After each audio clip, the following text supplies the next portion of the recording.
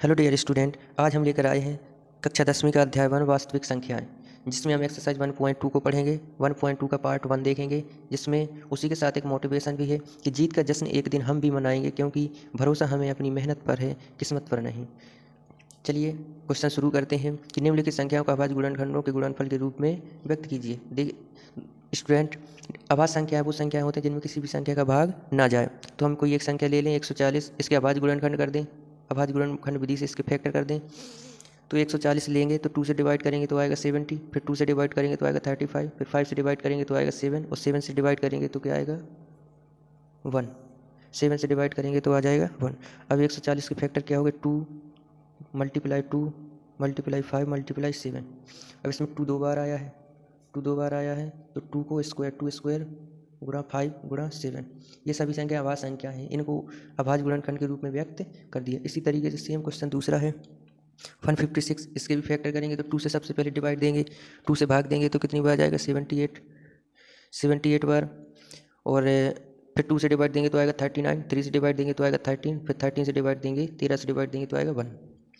तो 156 के फैक्टर क्या हो गए 2 मल्टीप्लाई 2 मल्टीप्लाई 3 मल्टीप्लाई 13।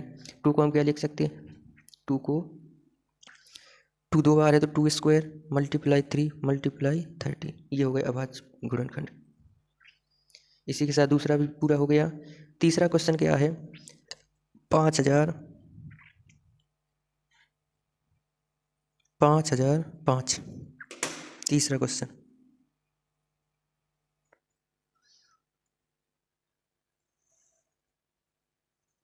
5005। तो इसमें किस संख्या का भाग जा सकता है इसमें 2 का तो जाएगा नहीं, क्योंकि पीछे विषम संख्या है।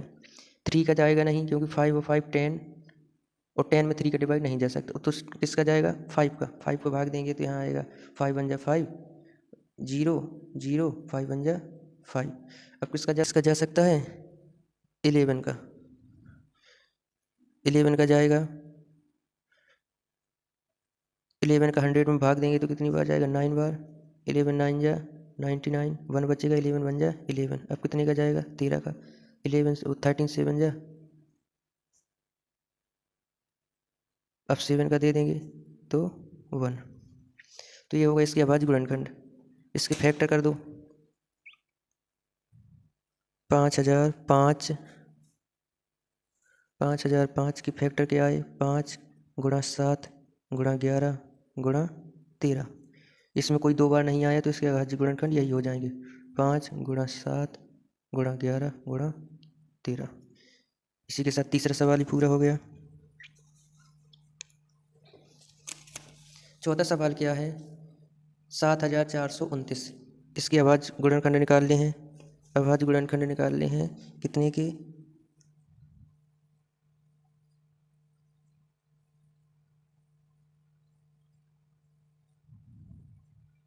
यार। चलिए तीसरा सवाल छूट गया। तीसरा सवाल देखो, तीसरा सवाल क्या है 3825। इसके अभाज्य गुणनखंड करने हैं 3825। ठीक है दोस्तों, डियर स्टूडेंट 3825 इसमें अब किसका भाग जा सकता है 2 का तो जाएगा नहीं। 3 का देखते हैं 5 2 7 और 8 15 18। 3 का डिवाइड चला जाएगा, 3 का 1 बार जाएगा, 3 2 जा 6 से और 2 बचेगा, 3 7 जा 21, 3 5 जा 15। अब 3 से जाए 3 का जाएगा क्या 7 5 12 3 15 चला जाएगा भाई। 3 का फिर से चला जाएगा 3 4 जा 12, 3 4 जा 12, और 3 1 जा 3 3 नहीं 3 2 जा 6, 3 5 जा 15। अब जाएगा क्या 3 का, अब नहीं जाएगा। अब 5 का देंगे तो कितनी बार जाएगा 5 8 जा 40, और 5 5 जा 25। फिर से 5 का देंगे तो कितना आएगा 5 1 जा 5 5 7 जा 35, और 17 का देंगे तो आ जाएगा क्या 1। इस तरीके से फैक्टर हो जाएंगे। अब इसके अभाज्य गुणनखंड दिखा दो 3825। फैक्टर क्या होगा 3 गुणा 5 गुणा 5 गुणा 17। 3 दो बार है, 3 दो बार है तो इसको 3 स्क्वायर गुणा 5 दो बार है तो 5 स्क्वायर गुणा 17। ये होगा इसके अभाज्य। 7,429 में 17 का भाग देंगे तो कितना आएगा 437। अब जो है 19 का भाग जाएगा, 19 का भाग देंगे तो 19 दूनी 38, 19 दूनी 38, 5 बचेगा, 19 3 57। अब 23 से भाग दे देंगे तो आ जाएगा 1। तो इसके बाद गुणनखंड क्या हो जाएंगे, 7,429 के गुणनखंड हो जाएंगे, 29 के गुणनखंड हो जाएंगे 17 गुणा 19 गुणा 23। ये इसके आवाज गुणनखंड हो गए। इसी के साथ ही पहला सवाल समाप्त हुआ। दूसरा सवाल है कि पूर्णांकों के निम्नलिखित युग्मों के HCF और LCM ज्ञात कीजिए तथा इनकी जांच कीजिए कि दो संख्याओं का गुणनफल बराबर HCF गुणा LCM होता है। ये क्वेश्चन, ये जैसे पहला सवाल है, दो संख्याएं हैं 26 और 91। कहने का मतलब क्या है कि इनका जो HCF और LCM का गुणनफल है वो इनके गुणनफल के बराबर होना चाहिए। मतलब हम कोई दो संख्या ये दोनों ले लें तो इन दोनों का गुणनफल और इनके HCF और LCM के गुणनफल के बराबर होना चाहिए। जांच करके बताना है। तो देखो ये फॉर्मूला होता है कि दो संख्याओं का गुणनफल बराबर LCM गुणा HCF। चलिए पहला सवाल करके देखते हैं, चेक करके देखते हैं कि क्या ये बात सत्य है या फिर नहीं है। तो पहला सवाल है 26 और 91 दोनों के अलग अलग फैक्टर कर लो।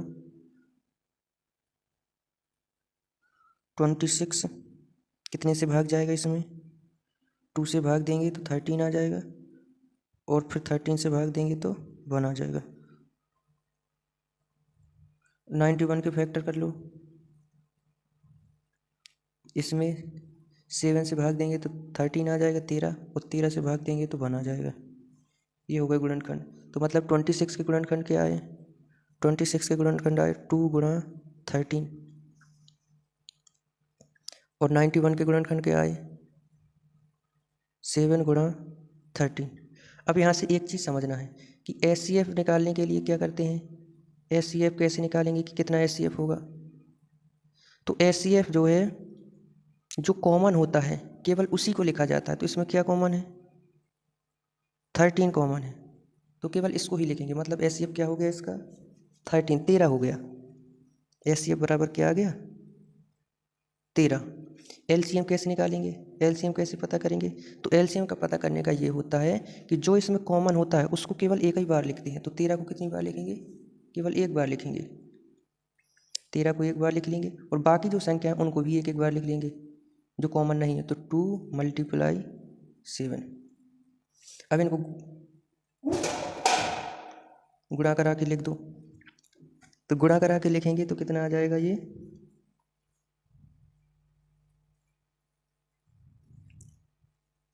गुणा कराएंगे तो 7 2 × 14, 13 गुणा 14, ये आ जाएगा 48, 14 3 48, 8 यहाँ, 14 × 14 4 18, 14 3 42, 182, इतना आ जाएगा दोस्तों। देखो अब ये आ गया। अब हम चेक करके दिखाना है, उत्तर की जांच करानी है। तो उत्तर की जांच कैसे होगी, ये फॉर्मूला भी बताया।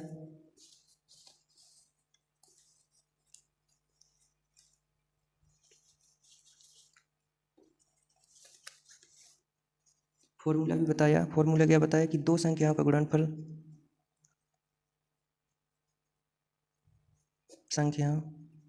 गुणनफल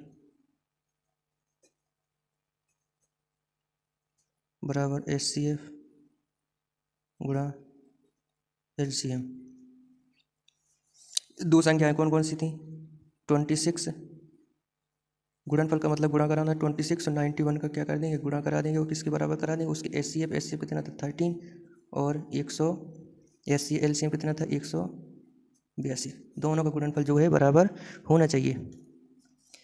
तो इन दोनों का गुणा कराएंगे तो लगभग कितना आएगा, इन दोनों का गुणा कराएंगे तो आ जाएगा 2366। इन दोनों का गुणा कराएंगे तो आ जाएगा 2366। अतः हम कह सकते हैं कि जो है दो संख्या का गुणनफल उनके HCF और LCM के गुणनफल के बराबर होता है। चलिए दूसरा सवाल देखते हैं। दूसरे सवाल में क्या दे रहा है, 510 और दूसरा सवाल है 510 और 92। चलिए 510 को ले लेते हैं। 510 के क्या कर लेंगे, फैक्टर 2 से डिवाइड जाएगा, 2 से जाएगा तो कितना आएगा, 2 2 जा 4, 2 5 जा 10 और 2 5 जा 10। अब क्या 3 से भाग जा सकता है, बिल्कुल 3 से भाग जा सकता है, क्योंकि 5 5 10 और 12 12 में 3 का भाग चला जाएगा। तो 3 से डिवाइड देंगे तो 3 8 जा 24, 1 बचेगा, 3 5 जा 15। अब क्या 3 से भाग जा सकता है, तो अब 3 से भाग नहीं जा सकता है। किससे भाग जाएगा, 5 से। 5 का भाग देंगे तो 3 1 जा 3, वो 5 1 जा 5, 5 7 जा 35। अब जो है 17 से डिवाइड देंगे तो आ जाएगा 1। अब क्या करेंगे, 92 के फैक्टर करेंगे तो 2 से डिवाइड देंगे तो कितना आएगा, 2 4 जा 8, 1 बचेगा, 2 6 जा 12। अब 2 से डिवाइड देंगे तो आ जाएगा 23, 2 से डिवाइड देंगे तो आ जाएगा 1, 23 से डिवाइड देंगे तो आ जाएगा 1। तो इनके फैक्टर क्या आ गए, 510 के फैक्टर हो गए 2 गुणा 3 गुणा 5 गुणा 17। 92 के फैक्टर हो गए 2 गुणा 2 गुणा 23।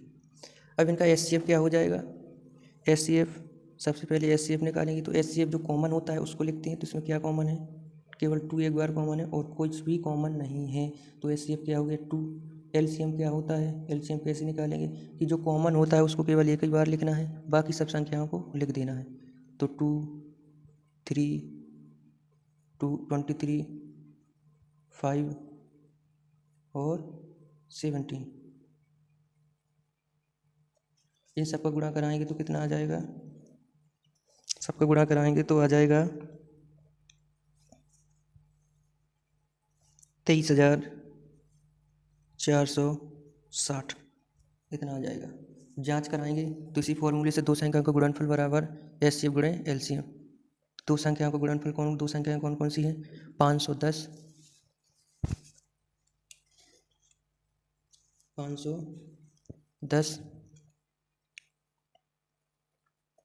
गुणा 92। एचसीएफ कितना है 2, एलसीएम कितना है 23,460। इन दोनों का गुणा कराएंगे तो कितना आएगा 46,920। इन दोनों का गुणा कराएंगे तो आ जाएगा 46,920। इस तरीके से दोनों संख्याएं बराबर हो जाएंगी और ये सवाल का आंसर आ गया। चेक हमने जांच कर ली कि दोनों संख्याएं बराबर होंगी इस फॉर्मूले से कि दो संख्याओं का गुणनफल बराबर एचसीएफ गुणा एलसीएम। अब इसी के बाद इसका तीसरा सवाल, तो तीसरा सवाल क्या है, तीसरा सवाल है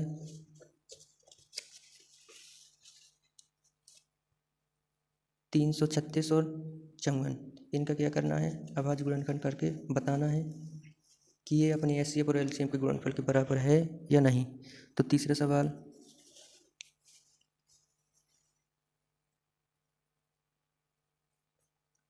तीन सौ छत्तीस और 54। 336 को ले लेंगे, 336 में 2 का भाग जाएगा, 2 1 जा 2, 2 6 जा 12, 2 8 जा 16। 2 का भाग देंगे 2 8 जा 16 और 2 4 जा 8। 2 का भाग देंगे 2 4 जा 8 और 2 2 जा 4। अब 2 का भाग देंगे 2 3 2 2 जा 4, 2 1 जा 2। 3 का भाग देंगे 3 7 जा 21। 7 का भाग देंगे तो आ जाएगा 1। ये होगा इसके फैक्टर। अब जो है किसके फैक्टर करेंगे, 54 के फैक्टर करेंगे। 2 से भाग देंगे तो आ जाएगा 27। 3 से भाग देंगे तो आ जाएगा 9। 3 से भाग देंगे तो आ जाएगा 3। 3 से भाग देंगे तो आ जाएगा 1। तो देखो जरा 336 के फैक्टर क्या हो गए, 2 गुणा 2 गुणा 2 गुणा 2 गुणा 3 गुणा 7। 54 के गुणनखंड क्या हो गए, 2 गुणा 3 गुणा 3 गुणा 3। अब इसमें से कुछ जो कॉमन है एचसीएफ में क्या लिख देंगे, एचसीएफ में जो है एच में क्या लिख देंगे, जो कॉमन है।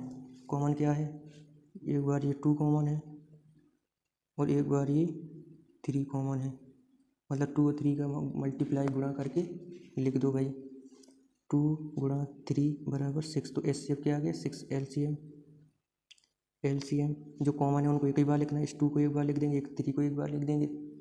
तो 2 गुणा 3 और बाकी सब संख्याओं को एक बार लिख देंगे। तो 2 मल्टीप्लाई 2 मल्टीप्लाई 2,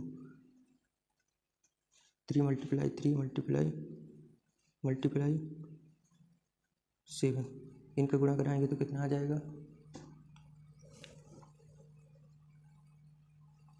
18,144। 18,144 आ जाएगा। अब क्या दिखाना है, जांच करके दिखाना है कि दोनों बराबर हैं या नहीं है। तो फॉर्मूला हम लगा देंगे, दो संख्याओं का गुणनफल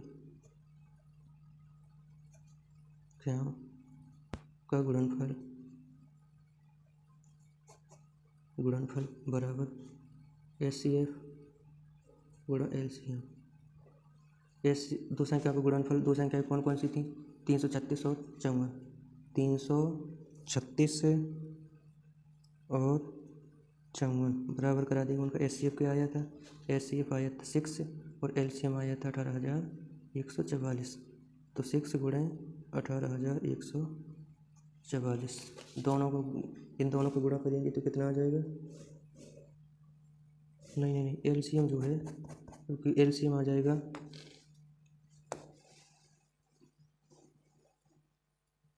एलसीएम आएगा 3,024। तो एलसीएम की जगह क्या रखेंगे, 3,024। इन दोनों को गुणा करेंगे तो कितना आ जाएगा, 18,144 बराबर, इन दोनों को गुणा करेंगे तो कितना आ जाएगा, 18,144। बताइए दोनों क्या हैं, बराबर हैं। चलिए इसी के साथ दूसरा सवाल भी पूरा हुआ। धन्यवाद। वीडियो पसंद आया हो तो लाइक शेयर कमेंट जरूर करें। धन्यवाद।